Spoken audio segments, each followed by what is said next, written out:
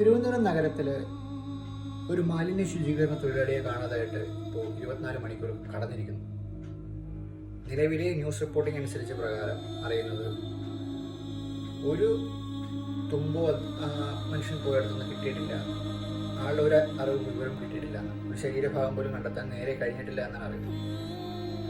അപ്പോൾ ഈ ഇദ്ദേഹത്തിന് എന്തെങ്കിലും സംഭവിച്ചു പോയാൽ ആരാണ് ശരിക്കും ഉത്തരവാദി? ഗവൺമെൻറ്റാണ്? അതോ മന്ത്രിമാരാണ്? അതോ മേയറാണ്? ആരാണ്?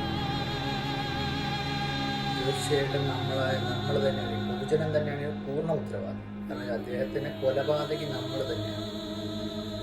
നമ്മളാണ് ഈ ആവശ്യമില്ലാതെ വേസ്റ്റിനെ കൊണ്ടുവന്നിട്ട് കണ്ടടത്ത് വലിച്ചെറിഞ്ഞ് പ്രശ്നമാക്കുന്നത്.